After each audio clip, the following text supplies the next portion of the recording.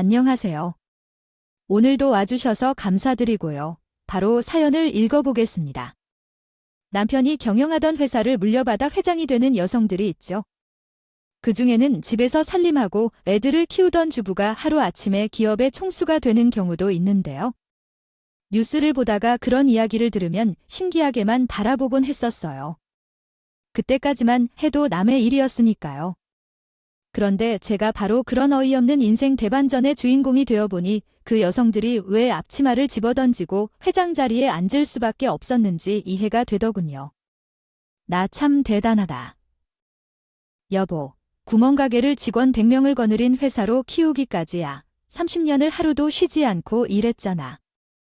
여보, 나는 남편으로 썼어. 아버지로서는 빵점이었어도 사장으로서는 그래도 80조는 넘는다고 생각해도 되겠지. 아이고, 돌아보니 참 열심히 살았네. 아프지만 않으면 앞으로 30년은 더 열심히 일해서 우리 회사를 100년간 회사로 만드는 게 내 꿈인데 그렇게 될 수 있을까? 수백 명의 직원을 거느리며 등대처럼 우뚝 서 있던 남편이 그렇게 허무하게 쓰러질 줄 누가 알았을까요? 해마다 직원들 건강검진은 챙겨주면서 정작 자신은 약국 한 번 제대로 안 가며 살아온 30년이 결국 남편의 삶을 갉아먹고 말았어요. 갑자기 회사에서 쓰러져 구급차에 실려갔다는 얘기를 들었을 때 저는 의외로 침착했는데요. 끓이던 된장국을 마저 끓이고 얌전히 가스 밸브를 잠근 후 옷을 갈아입고 머리를 가다듬고 립스틱을 가볍게 바르는 택시를 타고 응급실에 갔죠. 그 와중에 너무 진한 립스틱은 환자 아내의 애티튜드에 맞지 않는 것 같고 그렇다고 화장도 가벼운데 누드 컬러를 바르자니 나이가 더 들어 보이는 것 같아서 잠시 망설이기까지 했어요. 어쩌면 저는 하루 24시간 중 매일 20시간 가까이를 일에 투자하며 과로하던 남편이 결국 그렇게 될 거라는 걸 항상 마음속으로 준비하고 있었는지도 모르겠어요. 급성 심근경색증이랍니다. 평소에 증상이 없으셨던 것 같은데 회의 중에 갑자기 쓰러지셔서 숨을 못 쉬시니 빨리 병원에 모실 수 있긴 했는데 아직 의식이 없으시네요. 의사들이 당장 수술해야 한다고, 사모님 동의가 필요하다고. 남편이 가장 아끼던 전 상무는 얼마나 급하게 달려왔는지. 얼마 남지 않은 머리카락이 가지런하게 머리를 덮고 있지 않고 제멋대로 흩날리고 있었어요. 넋이 나간 사람처럼 주저해주절 저에게 설명하는데 충격이 얼마나 컸을지 충분히 짐작이 가고도 남았죠. 몇 년 전에 스텐트 시술을 받았는데 아무 소용이 없었나 보네요. 하긴 그 애가 담배를 좋아해서 그렇게 말려도 말을 안 듣더니. 아무튼 상무님 감사해요. 바쁘실 텐데 이만 들어가 보세요. 이제 제가 있을게요. 누구나 어떤 일이 발생하면 자기만의 계량기로 불길함을 측정하기 마련이죠. 아마 제 계량기보다는 전 상무의 계량기가 더 높은 수치를 가리켰나 봐요. 완전히 정신이 나가서 제가 무슨 말을 하는지조차 잘 알아듣지 못하는 눈치였으니까요. 그도 그럴 것이 남편이 쓰러지는 모습을 직접 봤으니 아마 숨을 못 쉬고 고통받는 남편이 곧 저 세상에 갈 거라고 생각했을 거예요. 얼마나 놀라고 무서웠을까요? 수술은 잘 마쳤는데 워낙 상태가 심각하실 때 병원에 오셔서 이 정도면 지금 깨어 계신 것도 신기할 정도입니다. 의식이 돌아왔고 말도 하시는데요. 아마 말이 어느 정도라고 제대로 못 걷게 되실 거예요. 지금뿐만 아니라 앞으로도 계속이에요. 당분간 입원해서 재활 치료까지 계속 하셔야 할 것 같습니다. 결국 남편은 전 상무의 불길한 예감처럼 사망선고 아닌 사망선고를 받았어요. 다행히 목숨은 건졌지만 회사 일을 할 수 없다면 남편에게는 살아있는 게 아닐 수밖에 없었을 테니까요. 그 생각을 하니 그제야 눈물이 나더군요. 여보, 당신이 아끼는 전 상무가 왔어요. 무슨 말씀 없으세요? 스스로 남편은 하루 종일 한두 마디도 못할 정도로 심각한 상태가 되었어요. 그 와중에 매일같이 땀을 흘리며 걷는 훈련을 해야 했는데 보는 제가 다 힘이 빠질 정도였죠. 나이가 있고 워낙 오랫동안 병을 방치해서인지 남편은 쉽게 회복되지 않았습니다.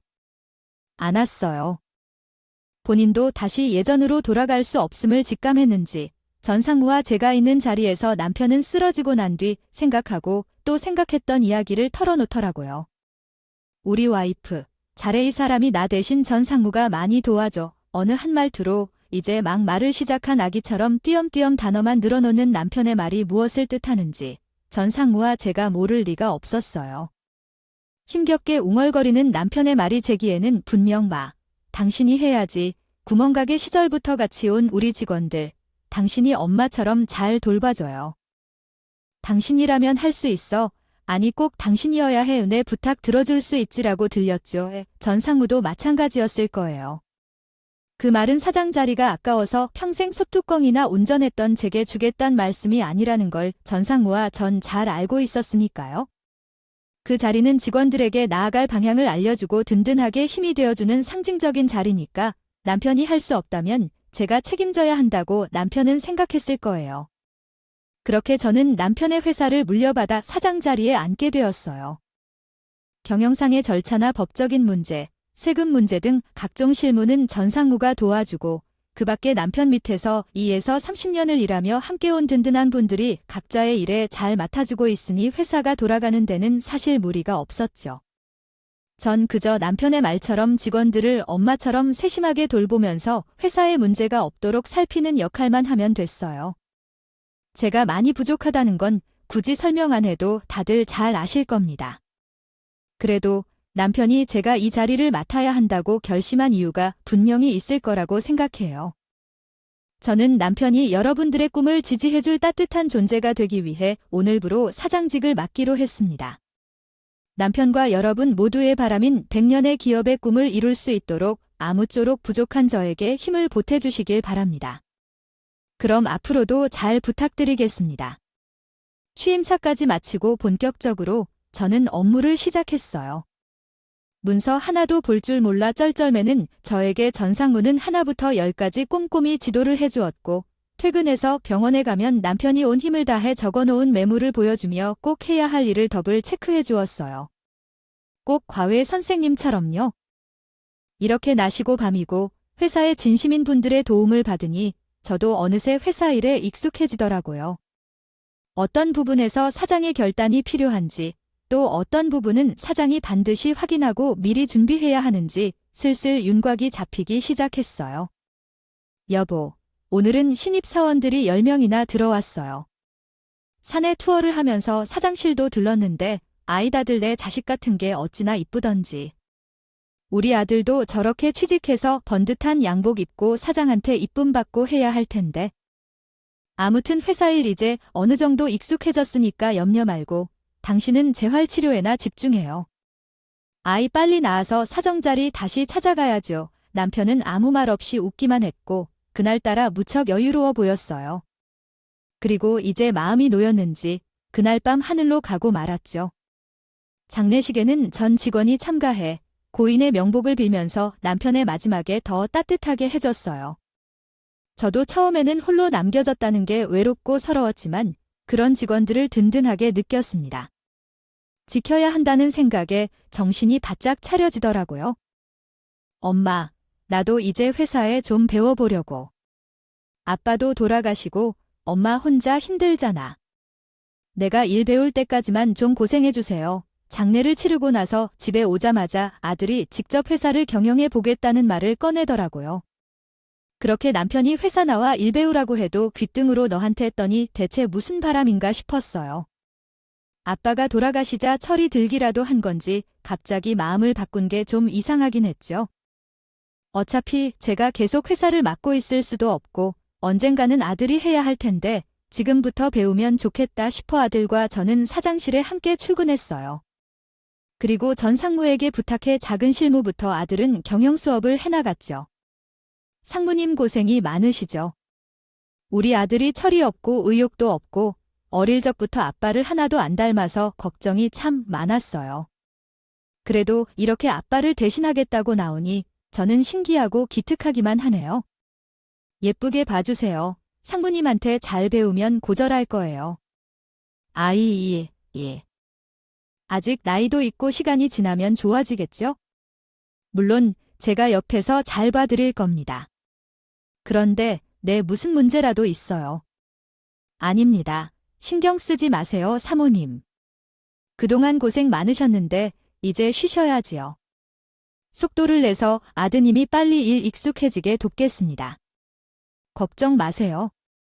이제야 비로소 남편이 편안하게 눈을 감을 수 있게 회사가 자리를 잡겠구나 생각하니 긴장이 풀렸는지 저에게도 병이 찾아오더라고요. 시름시름 안 아픈 데가 없고 기운도 떨어지고 휴식이 필요했었나 봐요. 덕분에 좀 쉬고 아들 혼자 회사 일도 하게 되면서 자연스럽게 자리를 물려줄 수 있게 되었어요. 이제야 비로소 모든 게 순조롭게 잘 돌아가는 것 같았죠. 하지만 모르셨죠. 똑똑한 사람인데 솔직히 좀 게으르잖아요. 추진력도 없고 욕심도 없고. 그렇다고 아버지가 피땀 흘려 세우신 회사를 남들이 날름 먹게 될 수 있나요? 제가 나섰죠. 성현 씨가 다른 건 몰라도 제 말은 참 잘 듣거든요. 두고 보세요. 어머니의 제가 아주 어마어마한 사장님으로 만들어 놓을 테니까요. 알고 보니 의지박약이던 아들을 사상자리까지 끌고 나온 건 며느리였더라고요. 당시엔 결혼 전이라 여자친구였는데 아들보다 포부도 크고 똑부러지는 성격이었어요. 한눈에 봐도 눈에서 야망이 이글거리는 육식동물의 습성을 가진 아이였죠. 아들은 정반대의 성향을 가진다고요? 며느리가 과연 아들과 잘 맞을까 의심이 들었지만 그래도 그 게으른 놈을 회사까지 끌고 나왔다는 것만으로도 저는 높은 점수를 줄 수밖에 없었어요. 어미도 못한 일을 대신해주는 며느리가 고맙기만 했죠. 너희가 회사를 맡아서 젊은 감각으로 잘 운영해보렴. 생전에 아버지를 물심양면으로 도와주셨던 분들이 많으니까 도움 잘 받고 그분들의 의견에 귀를 기울이면서 현명한 리더가 되어주었으면 좋겠구나. 특히 전 상무님의 말씀은 하나도 버리지 말고 존중하는 마음으로. 아예 어머니, 저희가 다 알아서 할게요. 아무리 지방되어도 성현 씨가 경영학과 출신인데 그런 거 하나 모를까요? 저도 회사 생활 나름 몇 년 해서 그런 것쯤은 다 알아요. 하나만 한 얘기 마시고요. 저희한테 맡겨주세요. 제가 잘할게요. 그런데 어머니, 저희 결혼은 언제 시켜주실 거예요? 아버지, 상을 치른 지 얼마나 됐다고 벌써 결혼 이야기를 꺼내나 싶었지만 그래도 젊은 사장이 미혼인 것보다는 가정을 잃은 어른으로 보이는 게 낫다 싶어 전상무와 상의 끝에 몇 달 뒤 결혼식을 치렀어요. 며느리는 지방에서 식당을 하시는 평범한 집안의 딸이었는데 초대해 손님이 별로 없다며 양보를 해서 결혼식은 온통 저희 손님뿐이었죠. 며느리가 섭섭할까봐 몇 번을 괜찮겠냐고 물었는데 한사코 괜찮다고 하더라고요. 그런 면에서는 쿨한 아이구나. 우리 아들이 그런 점을 좀 배웠으면 좋겠다 싶기도 했어요.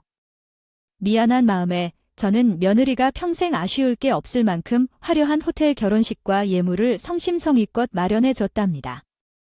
우리 모두 오늘날 이렇게 여유 있게 살 수 있게 된 건 다 아버지가 고생하신 덕분이라는 거 너희들 잘 알고 있지? 근데 아버지가 생전에 항상 강조하셨던 게 바로 직원들의 챙기라 하시는 거였어. 직원들이 없으면 회사도 없고 회사가 없으면 우리도. 이렇게 호사스러운 결혼식 지르면서 축하받지 못하고 살았을 거다. 항상 고개를 숙이고 딱 아버지가 하신 만큼만 해서 직원들이 평생 먹고 살 수 있게 회사 맡아주려무나 결혼식 날 아들 며느리에게 이 말을 남기고 저는 완전히 경영선에서 물러났어요. 원래부터 졸 같은 아줌마가 있을 자리는 아니었고 이제 아들이 맡아준다니 더 이상 미련을 가질 이유가 없었죠.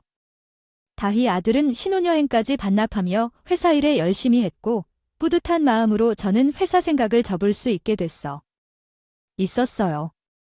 이 모습을 남편이 봤으면 얼마나 기뻐했을까 생각하면서요. 그렇게 시간이 지나고 저도 어느새 몸이 많이 회복되어서 직원들한테 인사도 할 겸 회사에 가봤어요.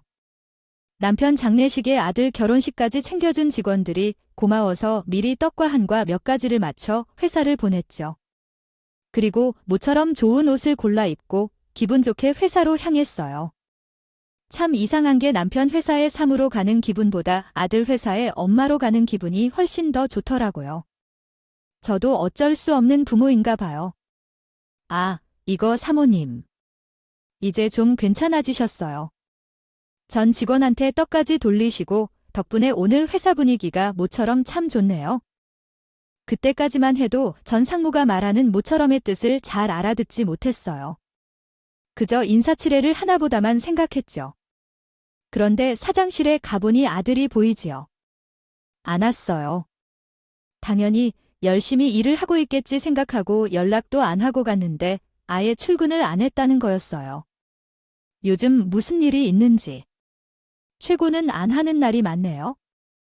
사모님 오신다고 해서 아까 제가 전화를 해봤는데 안 받더라고요. 혹시 무슨 일인지 아세요? 저는 너무 놀라 할 말을 잃었어요. 사장이 출근을 안 하더니 그것도 이제 부임한 지 몇 달밖에 안 된 신임 사장이 며칠씩이나. 도대체 무슨 일인지 알아보기 위해서 전화를 하려는데 마침 어딘가에서 고송이 들렸어요. 그리고 전 선무를 조용한 곳으로 불러 자초지종을 들어보았죠. 사실 요즘 아드님보다 며느님이 더 자주 회사에 나옵니다. 직원들한테 이래라 저래라 하는 건 그렇다. 저도 반말을 적고 가며 말을 거칠게 하는 건 갑질 문제로 번질 수 있어서 저희도 몇 번 말씀을 드렸는데 바뀌질 않네요. 요즘 젊은 사원들 예전 같지 않아요. 갑질이다 싶으면 절대 그냥 두고 보지 않습니다. 들고 일어나죠. 그런데 또 저렇게 나와서 정말 기가 막힌 상황이었어요. 사장이란 아들은 출근도 안 하고 며느리는 회사에 나와서 직원들한테 갑질하고 한마디로 회사 꼴이 말이 아니었죠. 그렇다고 제가 나서기도 애매한 상황이었어요. 경영권을 이미 넘긴 이상 감나라 배나라 할 수도 없는 입장이었죠. 참담한 마음이 앞서는데 전 상무는 더욱 충격적인 말을 꺼냈어요. 그뿐만이 아닙니다. 경영적 라인을 계속 물갈이하고 있어요. 저랑 입사 동기인 이본 부장 아시죠? 지난달에 회사 그만뒀습니다. 며느님이 아주 일 못한다고 눈치를 주석이 모호한 부분이 있습니다. 제가 작성한 내용에 대해 궁금한 점이 있다면 언제든지 물어보세요. 거 같았죠? 믿어지지 않는 이야기에 머리가 하얗게 되어가던 때쯤 부재중 전화가 온 걸 본 아들이 전화를 했더군요. 넌 출근도 안 하고 지금까지 어디서 뭐 하고 있는 거야? 사장이란 놈이 마누라가 저렇게 회사에서 설치고 다닌데 가만히 보고만 있어네. 아버지가 아시면 무덤에서 벌떡 일어나실 일이야? 이놈아 어디야? 엄마랑 당장 얘기 좀 해. 어머, 나 여기 외국이야. 너무 피곤해서 좀 지려왔어요. 아, 그동안 마누라한테 회사 좀 맡길 수 있지? 뭘 그렇게 잔소리야. 아빠도 그랬잖아. 솔직히 말해서 엄마 이제 회사 일에 이래라 저래라 할 입장 못 되잖아. 내가 사장이고 엄마하고는 계속 끝났잖아요. 아이 됐어요. 나 여기 며칠 더 있을 거니까 그때 얘기하든지 해요. 끊어요. 원래부터 믿을 만한 구석이 있는 아들은 아니었지만 아예 더 못난이가 된 것 같더라고요. 이 노릇을 어찌할까 하고요.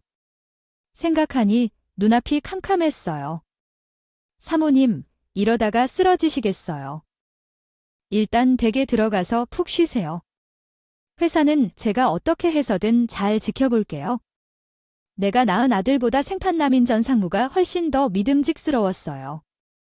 남편이 왜 그렇게 전 상무를 아꼈는지 알겠더라고요. 그렇게 전 아무것도 못해보고 며느리에 들킬까 숨어있다가 조용히 회사를 빠져나왔어요. 그리고 집에 와서 어떻게 하면 좋을까 곰곰이 생각해봤죠. 하지만 다 큰 아들, 그것도 결혼까지 한 아들. 회사 일을 제가 간섭할 수는 없는 노릇이었어요. 직원들 앞에서 사장이시는 못 세워주면서 사장 엄마라고 나서서 설칠 수는 없었으니까요. 답답해하는 수밖에 할 도리가 없었죠. 그래도 며느리한테는 시어머니로서 한마디 해야겠다 싶어 다음날 전화를 했어요. 그리고 집으로요. 오라고 했죠? 밥이라도 한 끼 해먹으면서 여자끼리 좋게 좋게 이야기해보려고요.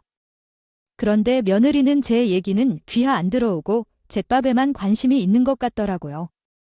어머니의 집이 65평이라고 했죠. 연식이 좀 되는데도 워낙 그저 같이 와서 수리만 조금 하면 새집 같겠어요. 경기도 별로일 때도 이 동네 시세는 안 떨어지더라고요. 다들 고급 주택이라 조용하고 수리할 생각은 없으세요. 그런데 혼자 살기에는 좀 크긴 크다. 원래는 남편 바깥일에 너무 나서는 게 아니라 요즘 직원들은 예전과 다르다. 내가 직원들을 존중하라고 말했었잖아. 아들 출근만큼은 꼭 시켜라 이런 말들을 하나씩 할 생각이었는데 며느리가 계속 집 타령을 해서 별 이야기도 못하고 흐지부지 끝나고 말았어요. 바쁘다는데 다시 불러 같은 얘기를 또 요해요. 하기도 그래서 당분간 믿고 지켜볼 수밖에 없었죠. 그렇게 또 몇 개월이 지나 드디어 올게 오고 말았어요. 전 상무가 회사를 그만둔 것이었어요. 사모님, 저도 이제 나이도 있고 쉴 때가 된 것 같아요. 아쉽게 4억 세우는 꿈은 못 이뤘지만 한평생 좋은 회사 다니게 해주셔서 감사했습니다. 그럼 부디 건강하세요. 아무리 말려도 소용없이 전 상무는 그렇게 회사를 떠났어요. 그리고 얼마 후 이른 새벽에 며느리가 집으로 찾아왔더군요. 안 좋은 얼굴에서 도와달라고 빌더군요.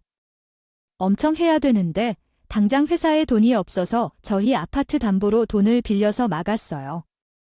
아버님은 회사에 따로 비축해둔 돈이 하나도 없으셨나 봐요. 겨우겨우 맞고 나니까 직원들 월급을 줘야 하잖아요. 그러면 대출금은 못 갚고 아파트가 넘어갈 텐데 어머니, 저희 좀 살려주세요. 어쩌다가 회사 사정을 그 지경으로 만들었냐는 말을 할 틈도 없이 직원들 월급을 못 줄 상황이라는 말에 저는 당장 아파트를 처분하고 집으로 들어오라고 했어요. 회사 맡긴 지 1년도 안 됐는데 어쩌다 이 지경이 됐는지 안타깝죠. 일단 급하게 처리했지만 아부로가 문제였어요. 진작 말했으면 전 상무와 상의라도 할 것을 자기들끼리 해결하려고 자존심만 세우다가 일이 이렇게 커지고 만 것이었어요. 이러이러해서 저는 결혼시키고 회사 물려준 지 1년밖에 안 된 아들과의 지내게 됐어요. 아침 저녁으로 밥까지 해주면서요. 며느리는 공사가 당황해서 점심때쯤 나가면 밤늦게까지 소식이 없었고 아들은 툭하면 회사를 안 나가 학교 다닐 때 아침마다 깨우던 심정으로 몇 번이고 깨우는 일로 하루를 시작해야 했어요. 이런 아이들이 계속되자 결국 또 아프게 되더라고요. 병원에서 특별한 병은 없고 그냥 노인들이 그런 거라는데 하루 종일 누워있게 되는 날이 많았어요. 물 먹은 솜처럼 축 처진 몸을 일으켜 아침과 저녁을 해야 하는 일도 부담스러울 만큼이었어요. 어머니, 그렇게 몸이 안 좋으시면 요양원에 가시는 건 어떨까요? 제가 의사에게 물어봤더니 좋은 생각이라고 해서 제가 알아보고 오늘 지방에 있는 괜찮다는 요양원에 계약했어요. 말이 요양원이지 거의 실버타운 수준으로 시설이 좋대요.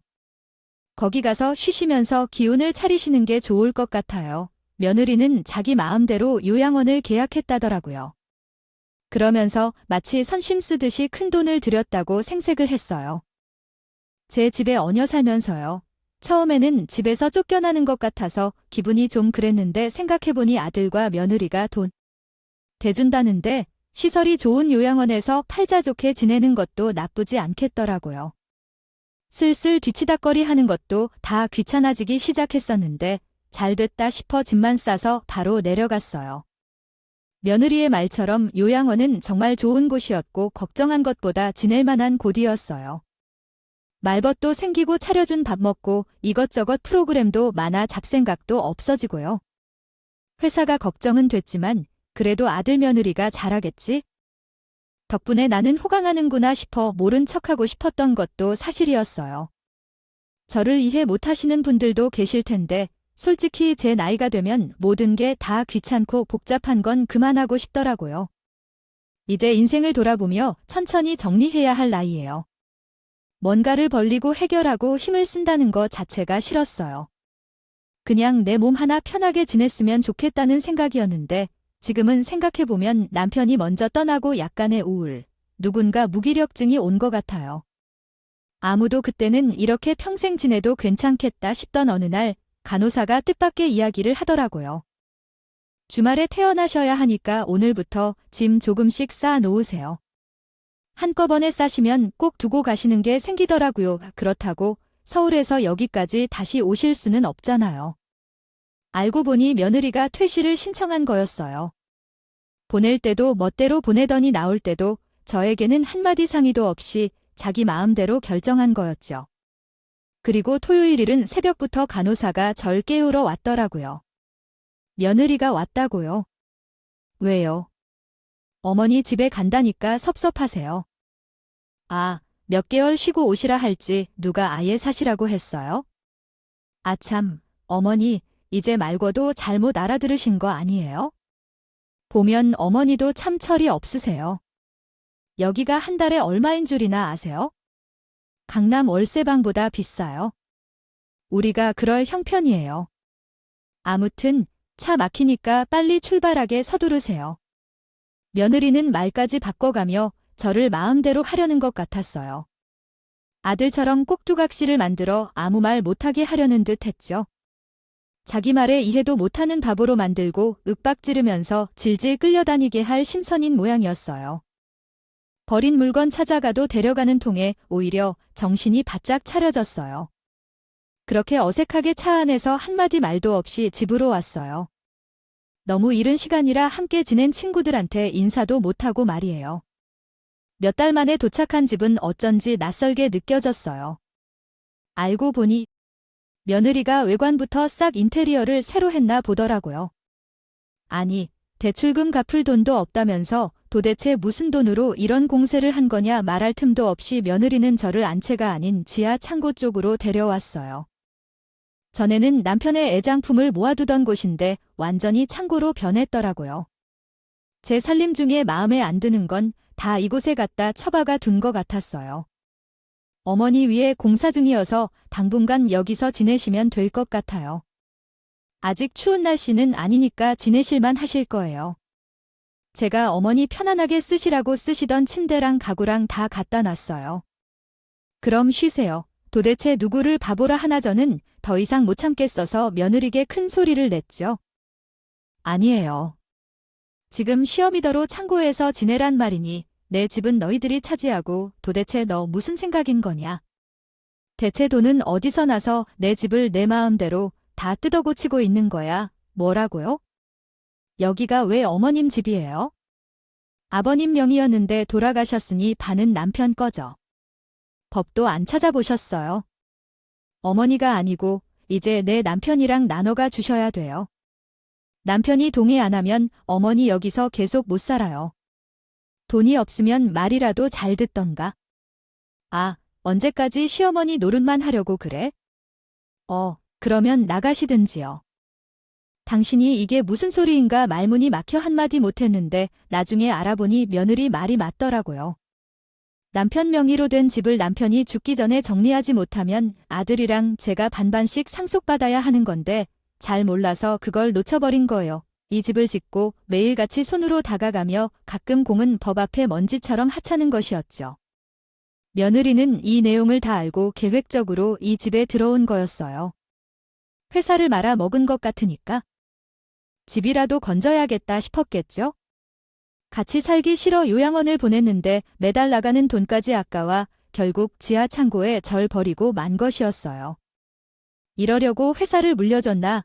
이러려고 남편을 따라가지 않고 지금까지 살아있나 억울하고 온통에 밤새워 소리만 지르며 통곡했어요.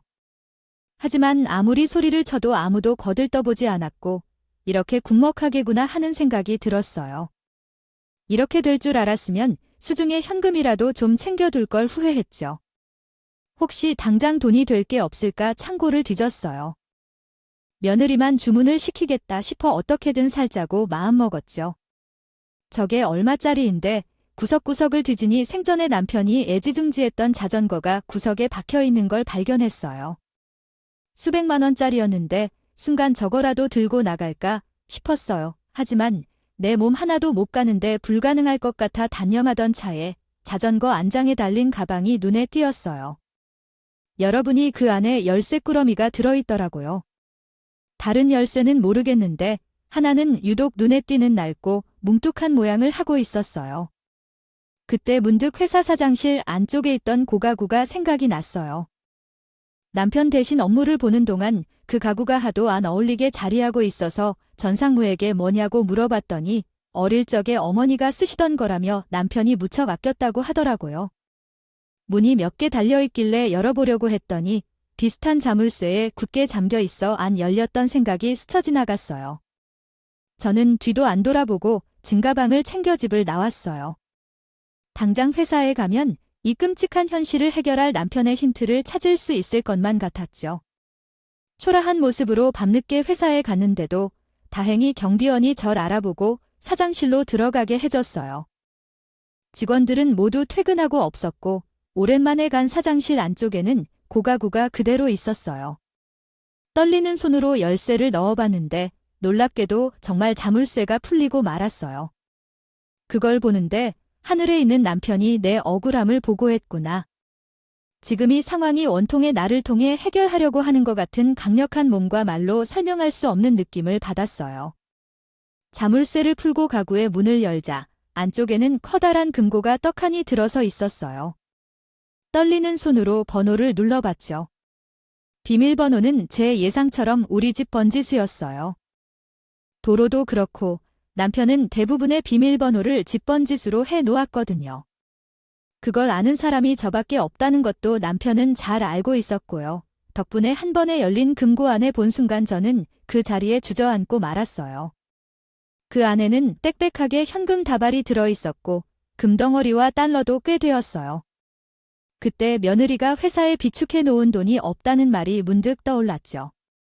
남편은 비상 상황을 위해 수십억이나 되는 돈이 이렇게 가장 가까이에 지니고 있었던 거였어요. 저는 가지고 온 증가방을 모두 비우고 금고에 있던 현금과 금 달러를 모두 담아 사장실을 나왔어요. 그리고 전 상무에게 전화를 걸어 당장 내일 이분 부장, 김 부장, 최 과장과 함께 만나자고 했죠. 그리고 호텔에서 하룻밤을 보낸 뒤 남편이 아끼던 옛 직원들과 만나 이 상황을 공유했어요. 모두 회사를 되살리는 내 진심인 사람들이었으니까요. 일단 사모님 계실 곳부터 마련한 게 좋겠습니다. 그래야 저희도 마음 놓고 대책을 마련할 수 있을 것 같아요. 건강도 안 좋으신데 제가 하루 빨리 집을 알아보겠습니다. 그렇게 옛 직원들의 도움으로 저는 다시 기회를 얻을 수 있게 되었어요. 직원들은 우선 며느리를 부당해고와 불법 채용 등에 관해 수송을 준비했죠. 얼마 전에 회사가 어려워지면서 평생 함께해온 고문 변호사까지 해고당한 상태여서 고문 변호사의 도움을 받아 일을 훨씬 쉽게 진행할 수 있었어요. 변호사를 상대로 부당해고를 했더니 며느리도 참 대단했는데요. 평생 남편을 존경해왔던 변호사는 저를 생각해 그냥 모르는 척 묻었다고 하더라고요. 이렇게 저희는 제가 거처하던 오피스텔에 모여 매일같이 회의를 하면서 자료를 모아 소송을 준비해 나갔어요. 그 와중에 회계비리 문서까지 확보할 수 있었는데 변호사 말로는 어설픈 문서 위조와 횡령, 갑질까지 겹쳐 수십 년, 5개소 지낼 수도 있다고 했어요. 2달이 조금 지나자 증거는 완벽해졌고 함께 싸우자는 옛 직원도 한 트럭이 되었어요. 형사고소를 마치고 곧 재판에 들어갔고 멍청한 아들 덕에 세상 무서운 줄 모르고 활기를 치고 다니던 며느리는 결국 법정에 서게 됐죠. 그때까지만 해도 저는 그림자처럼 뒤에서 모습을 드러내지 않았어요. 사건이 시어머니와 며느리 싸움으로 왜곡되는 것도 싫었지만 며느리를 기함하게 하고 싶었기 때문이죠. 며느리는 법정의 증인으로선 저를 볼 때까지 제가 집을 나가 무일푼으로 떠도는 줄로만 알고 있을 거예요. 저를 보자 놀라서 그런 며느리에게 저는 시원하게 한마디 해주었죠. 그 지하 창고가 너무 냉골이어서 말이야. 거기 있다가 인생 종칠 것 같아서 나왔지? 그런데 이제 내가 차가운 앵콜방에 평생 썩게 될 것 같은데 어쩌지? 예, 너는 법도 안 찾아봤니? 너 오기에 있는 동안 재산 정리하고 내 아들 이혼도 시키려면 할 일이 태산이다. 예, 우리 빨리 끝내고 쿨하게 헤어지자. 재판은 명백한 증거와 넘쳐나는 증인으로 속전속결로 끝났고 제대로 된 변호사를 선임할 돈도 없다던 며느리는 속수무책으로 높은 형을 받고 말았어요. 심어놓은 친인척의 도움을 받아 저와 아들의 모르는 사이 스스로를 상임이사로 등지해 놓은 덕에 처벌을 제대로 받을 수 있었죠. 회사를 꿀꺽하려던 욕심이 결국 덫이 된 거였어요. 젊은 시절을 차디찬 옥살이로 보내야 하니 앞날이 깜깜하겠죠. 그렇게 며느리는 정리가 됐다지만 남편의 회사를 이어갈 아들의 문제였어요. 저는 고심 끝에 과감히 아들을 해고하고 전상우를 새 대표로 추천했어요. 그리고 위기의 회사를 살려내기 위해 아들이 남긴 돈을 회사에 투자하기로 했죠. 회사도 살리고 제 인생도 구할 수 있었어요. 대신 아들은 남편이 남긴 집을 팔아 절반 주고 알아서 혼자 살라고 내보냈죠. 죽기 전에 단 한 번만이라도 제 힘으로 살아봤으면 좋겠는데 가능할지는 모르겠지만요. 본인도 깨달은 바가 있었는지 자진해서 회사의 직원으로 들어가고 싶다며 늦은 나이에 인턴 지원을 했더라고요. 잠깐 그러는 건지 철이 든 건지는 알 수 없지만 부모로서 말리지 않는 게 최선인 것 같아요. 일평생 내 몸처럼 회사를 돌봤던 남편의 뜻을 받아 아들 며느리가 무너뜨렸던 회사를 살리고 나니 저도 어느새 체력이 다하고 말았네요. 그래도 나중에 남편과 만나면 미안한 게 없을 것 같아 기분이 참 좋습니다. 자, 일단은 짧고요. 길다면 긴 제 남은 인생은 어떻게 마무리를 할지, 어떻게 아름답게 내려갈지 고민하며 살려고 합니다. 저와 비슷한 동년배 분들이 많으실 텐데 모두들 아름답게 나이 드시길 바라며 행복한 일들만 가득하시길 바랍니다. 지금까지 커피앤토끼였습니다. 오늘도 끝까지 함께 해주셔서 감사하고요. 다음 영상으로 또 찾아뵙겠습니다.